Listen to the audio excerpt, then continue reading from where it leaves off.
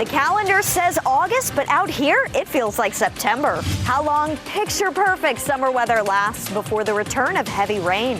Deadly boating crash. The man accused of driving his boat through a group of swimmers on Harris Lake is appearing in court for the first time. How investigators say it happened and what we know about the victims. An escaped inmate captured. Sky 5 caught the moment of the arrest. We're live with how the manhunt played out. Dozens of flesh-eating bacteria infections have been confirmed now in North Carolina. It's called Vibrio, and health officials have put out a warning about this along the Gulf and Atlantic coasts. Thank you for joining us. I'm Dan Haggerty. And I'm Ashley Rowe. We've seen an uptick in cases this year, and we're starting to understand why that may be. So joining us live in studio to explain what you need to know about this is WRAL climate change reporter Liz McLaughlin. Liz, let's start with what exactly is Vibrio and what's the danger here?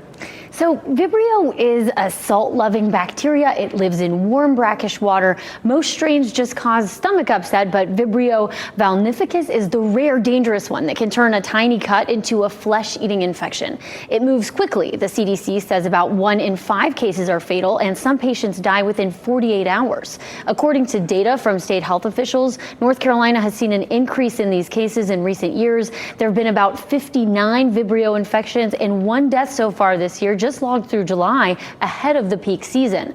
And one patient in the Outer Banks shared these photos with us. He says he's been in the hospital for more than a week fighting the infection. Oh, the picture is awful. Hearing about 48 hours is awful too. Why is this happening now? What's driving this increase? Scary stuff, and essentially the water is hotter than usual, and that's really the fuel. Sensors near Cape Hatteras have recorded mid-80s sea surface temperatures for more than 40 consecutive days. That's about 2 degrees higher than the 30-year average. So warmer water combined with just the right salinity really allows this bacteria to flourish. And the temperature is essentially similar for many bacteria. The higher the temperature, the more quickly they're going to reproduce. So it's on an order of 10 to 15 minutes for them to make another copy of themselves to reproduce from 1 to 2 to 4 bacteria. And so even in a matter of hours, you can have a very serious infection on your hands. And climate-driven heat and rain events are widening that danger zone. So it's really more areas and for a longer part of the year. So what can we do to protect ourselves from this, Liz? There are a few things. Avoiding exposing open wounds to salt water or brackish water is one. Even something like a fresh tattoo or a nick from shaving counts. So if you do get in, wash with warm soap and clean water right after. Vibrio can also be in raw seafood, so you can consume it or just touching it. So especially oysters, really cooking shellfish thoroughly is going to help. And early warning signs include redness, swelling, blistering around a cut within a day of water exposure. So if that happens, go to the ER and fast. Antibiotics and sometimes surgery are the only way to stop it. Oh, that is unnerving, but I appreciate all of the advice there. Thank you, Liz.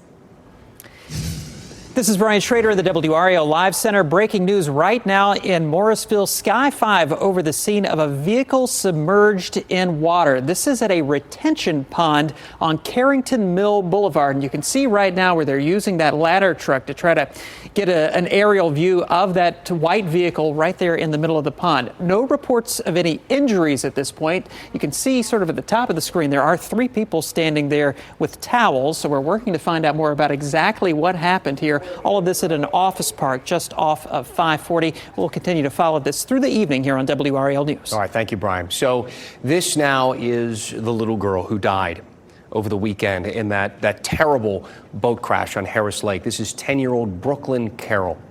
The man accused of hitting her, as well as several other people, was in court today. Quentin Kite. He received 2 new charges: recklessly operating a boat and driving impaired, causing serious injuries. Now under $500,000 bond. If he does bail out, he's not allowed behind the wheel of any kind of vehicle, not just boats.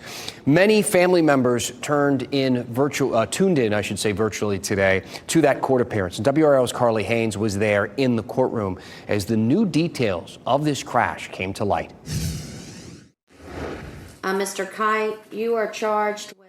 Quentin Kite doesn't show emotion as he hears evidence against him. This man is not safe to be out in the community right now. He's charged with driving a boat into a group of Harris Lake swimmers while under the influence. 10-year-old Brooklyn Carroll died, and Jennifer Staley was seriously injured and lost her leg. If not struck by the hull of the boat, at least mainly damaged and injured by the prop of this boat. The tragedy reached the Westlake Elementary community. Carroll had been a fifth grader here, Staley, a school social worker. This video shows the first responders Saturday. Investigators say Kite had been looking backwards at a tube he was pulling, and that after the incident, Kite tried to get rid of alcohol from the boat. They found 39 empty beer cans in Mr. Kite's boat, 7 of which appear to have been shotgunned. Kite is behind bars on a $500,000 bond, while Staley recovers in the hospital, and a 10-year-old's family grieves the unimaginable. That was our Carly Haynes reporting. We also found that this was not Kite's first run-in with the law. There's also a pending felony charge against him for a 2023 hit and run in Moore County. He was also convicted of DWI in 2010 in New Mexico. An inmate is back in jail tonight after escaping from the Harnett County Detention Center. The sheriff's office says he was captured just 1 mile away from the jail. WRAL's Willie Danley is live now for us tonight in Harnett County. Willie, even though he was only a mile away, it took a few agencies working together to locate him. Yes, it did, Ashley. 3 agencies to be exact. This is where it all happened here at the Harnett County Detention Center. This is where 59-year-old Angelo Rene Riviera escaped today, only to be caught a short time later. I want you to take a look at this video. This is what Sky 5 saw from above as law enforcement captured Rivera. He was not wearing a shirt or shoes. According to police, Rivera was arrested with the help of the Lillington Police Department as well as Highway Patrol. On top of numerous drug charges, Rivera is facing now a misdemeanor escape charge. WRAL has reached out to the sheriff's office to learn how exactly Rivera was able to escape from jail, and will security be tightened up in light of this recent incident. We were told that the circumstances around this escape are under investigation, so it was limited information that the sheriff's office could share. We're going to continue to stay on top of this story. In Harnett County, Willie Danley, WRAL News. All right, Willie, let's get you caught up on some of today's big headlines. Here are 5 things you should know right now. A man faces several charges after police told us he crashed into an Apex home. Take a look at this picture. It shows the aftermath after the car slammed into the historic Carl and Nellie Goodwin home along Olive Chapel Road. Police charged Taylor Robinson with DWI, among other things. Investigators say he went too fast along a bend in the road and went into the home and a carport. The NTSB released new information about this crash that killed 5 people in Wilson County more than a year ago. Look at the damage there. Investigators say the driver of a tractor trailer made a phone call right before slamming into the back of an SUV on I-95. That caused a chain reaction of crashes involving 3 other vehicles. Troopers charged Charles Haskell with 5 counts of death by vehicle. His criminal case is still moving through that court system. The Nash County Animal Shelter reopened today, weeks after failing a state inspection. Adoptions picked back up today, but people still cannot surrender any animals.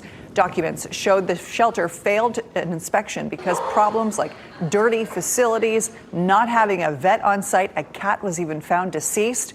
The shelter hired 4 new people since that inspection. Still not at full staffing, though. There's a popular Raleigh restaurant that's closing its doors for good. Mandolin is now closed after 14 years in business. It was located on Fairview Road. The owner of that restaurant, Sean Fowler, posting this message here on social media today, did not give a specific reason for the closure. 500 new parking spaces are now open at RDU. The new spaces are part of the airport's Park Economy 3 expansion. It's a $164 million project. The expanded lot features restrooms, vending machines, and EV chargers. It's part of RDU's Building Blitz, which includes a new runway and expanded Terminal 2. So North Carolina has some big ideas to improve the DMV, and they're taking inspiration from Spirit Halloween and the Disney Fast Pass. We'll explain. It's part of a 400-page audit into the DMV and the way it's struggling and the ways it can improve. So, everything, part of tonight's mailbag. And we, as well as another update on North Carolina politicians who just don't want to wear ties. Kat? 10 out of 10 out here on the WRAL weather patio tonight. It is gorgeous, but we're headed for quite the unsettled weather pattern, and it could feature something tropical. I'll have an update on the Atlantic coming up. And let's quickly look ahead at some of the stories that we're watching this week.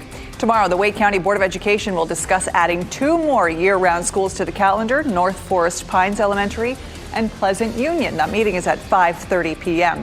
Friday is President Trump's deadline for a peace agreement between Russia and Ukraine. If the two countries cannot get it done, Trump has said he will impose secondary tariffs on Russia.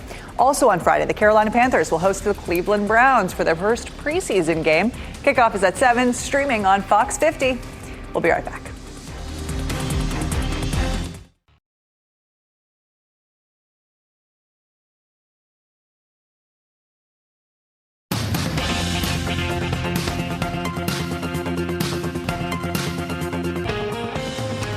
Let's get in the mailbag. Lots to talk about in the in-depth mailbag tonight. But first, we got to talk about something that I just keep getting emails about, and that's ties. Specifically, our state leaders' lack of ties. Incredibly, I didn't want to do this again. We have to. It's another installment of Tie Witness News. All right. I never thought we'd see that graphic again. I'm not sure how I feel about it, but we're here. Maybe you remember the first couple of times we talked about this. I'll give you a real quick recap. A viewer emailed in, asked about Governor Stein, and said, does he ever wear a tie? So we looked through our archives, we Google image some stuff, and the answer is sometimes he wears ties, not a lot. Well, the governor apparently saw that and then tweeted us. So then I took my tie off on the news. It was a whole thing. And now another North Carolina politician apparently is ditching the tie. In fact, the News and Observer published a story about Roy Cooper announcing his run for Senate, but it also is about Cooper not wearing a tie. The story says on Monday, Cooper officially kicked off his 2026 Senate campaign in an open top button business shirt. It will be his look going forward. There's a quote from one of Cooper's political advisors who says, quote, he said that the last few months of not wearing one has really been a game changer. I love that. So is this a thing? Are all our politicians going casual on us? Potentially, maybe. The New York Times actually published a story in 2023 with the headline, Doc Martens, bomber jackets, no ties, parsing Gen Z politicians' style. This article goes on to say that it's not just Gen Z politicians going for a more laid-back look, and it kind of makes sense if you look at the research. A 2021 study published in the National Library of Medicine found that participants believed an individual in casual wear to be more attractive, more active, more open to people and the world, friendly, honest, and reliable. So what do you say?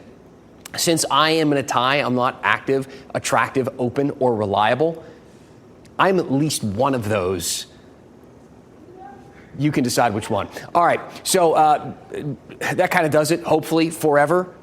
This is the final installment of Tie Witness News.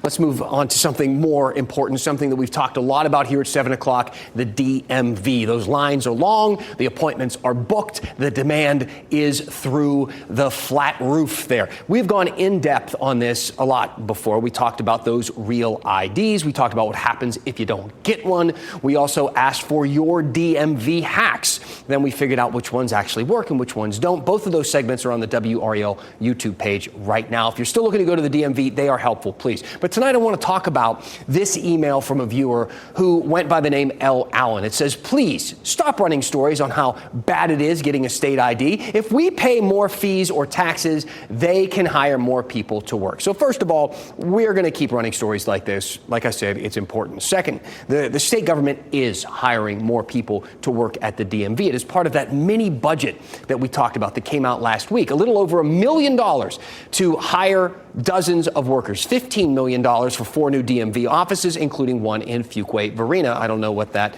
sign was that we were just looking at. Doesn't matter.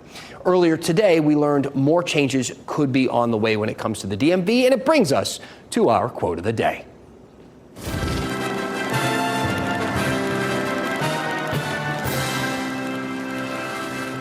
I am the state auditor, And I'm a dog with a bone on the DMV. North Carolina State Auditor Dave Bullock with that gem. Yes, he said that today. He gave a news conference about what he found in an audit of the DMV. This is a 435-page report, and it's full of interesting stuff. It found that the average DMV visit lasts over an hour and 15 minutes. On average, that staffers often arrive as early as 4 a.m. And it found that while North Carolina's population has increased by 2.5 million people in the last 15 years, the DMV only added 52 driver's license examiners in that same 15-year time. But the thing is, while we may not have had the data in that report, we kind of knew all that stuff already, didn't we? We knew that the DMV is dysfunctional. The question is, what are the people in charge going to do about that? Well, the report kind of lays out a few of those ideas too. They want to create a dashboard to track visit duration, availability, and productivity. They want to open up some pop-up locations. Think of it like a spirit Halloween that is legitimately terrifying. Create a fast pass style way to get your license quicker. So think of Disney World, but considerably less magical and happy. These are ideas that are seriously being considered right now. But at the end of the day, we should say that they're just ideas. They're just suggestions. It will be up to the state lawmakers to pass the laws and the funding, the money, to really make them a reality. They funded some basic common sense changes in that mini budget. We'll have to see what the big budget actually brings. What else do you want us to talk about here on the news at 7 o'clock? Send me an email, dan@WRAL.com. Tell me what is on your mind, and we will go in depth. The spirit Halloween bit of that is really what distracts me. Anyway, let's get outside to Kat Campbell. Kat, it looks like the sun is just starting to set. It looks beautiful out there in twilight. Oh, it's gorgeous. It feels like September out here today. The high was 83. Tomorrow, we are just in the 70s, but we're not going to have the sun out here tomorrow. I've got news to tell you about 3 systems that we are tracking in the tropics. The good news is you really only have to care about one of them. Dexter stays out to sea. The system off the coast of Africa will probably recurve out to sea as well. So that leaves the yellow blob offshore. Off our coast, we could see a homegrown system come together. Over the next 7 days, that chance is 30%. If this were to develop, it would probably come together over the weekend and be in this general vicinity off the southeast coast. Bottom line here, tropical moisture makes its way into North Carolina at the end of the week and into the weekend, and that's regardless of whether or not this actually comes together and develops. The best chance for rain looks like it'll come on Saturday, but there will be a chance for rain pretty much every day this week after today, and the system isn't going to have a whole lot of time over water. So if it develops, it doesn't have very much time to strengthen, and it should stay weak. But we've got rain chances ramping back up. Starting tomorrow, tomorrow's more of a drizzle, cloudy, a little cooler outside. After that, it's scattered showers and storms each day. Check out the sunset on the TV tower here on Western Boulevard. It's beautiful out here right now. The temperature comfortable. Better yet, the dew point is comfortable as well, sitting at 53 degrees at the moment with temperatures in the 80s. It is just gorgeous. Tomorrow morning when you wake up, I can't rule out a few sprinkles, mainly in our northwestern counties like Chatham, Durham, Orange, and Person counties. But by Wednesday, about half of our viewing area could wake up to showers and thunderstorms to start the day, the way it looks now. So check in for an update tomorrow on that. We've got a dip in the jet stream on the horizon, and that's what's going to start the unsettled weather pattern. What finishes it is the tropical moisture that moves in later this week. Got some rain moving in from South Carolina. That's where it is now. And it moves in overnight in the form of just some of those sprinkles I mentioned. The heavier rain should be closer to the western part of the state into the early part of the day tomorrow. Notice by 9 a.m., though, the western part of our area is on the cusp of some of that lighter rain. And then during the afternoon and early evening, some of these scattered showers or even rumbles of thunder could make it our way. Wednesday morning, though, greater coverage of rain on Futurecast, and that could lead to a more unsettled start to your Wednesday. And then by the end of the week, high temperatures do climb again into the upper 80s Sunday, 90 on Monday. 90 is what's normal for early August, but enjoy the cooler temperatures while you can. A break from our heat wave, just 78 degrees tomorrow. We'll be back in the mid to upper 60s overnight. Just know tomorrow it's not going to look like this outside. You're not going to have the sun. It's likely to be overcast or mostly cloudy. All right, Kat, thank you. Dan, I got to do something pretty fun today. I know. I got to meet Rob Thomas. Do you know the lead singer of Matchbox 20? it turns out that he's got some Carolina connections. Whenever I come through the Carolinas in general, there's just a feeling of family. A quick piece of our conversation ahead of Thomas's concert at Red Hat Amphitheater. Here, one last.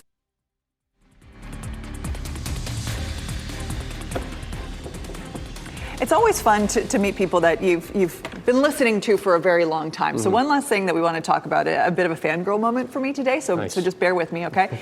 I got to talk to Rob Thomas, the lead singer of Matchbox 20. This is somebody very, very famous, especially to our generation, but he's still touring, he's still having a good time. So he's coming to Raleigh, in fact, this week, set to play at the Red Hat Amphitheater on Thursday night. Now, you might not know this, but he actually grew up in the Carolinas, specifically in Lake City, South Carolina. So we chatted over Zoom this afternoon from his tour bus, and he got to, just really let loose. It was fun to chat with him, specifically about what it's like coming back to Raleigh. Whenever we come through Raleigh, it was always the one time, where I have family that I never get to see. And that's usually where I get to connect with them. Some cousins and things from back in the past, that we're just not immediate family anymore, but it's nice to be able to have that. So whenever I come through the Carolinas in general, there's just a feeling of family, just kind of makes me think about, it's a different thing, like to me, there's Southern and then there's the Carolinas. Like it's its own culture and it's its own thing. You know what? It was really fun to chat with him as well about just like the folks who are going to be at that show with a feeling of nostalgia, it just wanting to listen to some of the old hits. Well, it should be a good time. It will be a good time, yeah. Hey, thank you for making WRAL your choice for local news. Our next newscast is at 10 on Fox 50 and 11 on WRAL. Have a good night. Keep watching WRAL News over the air Channel 34 and Spectrum Channel 1257.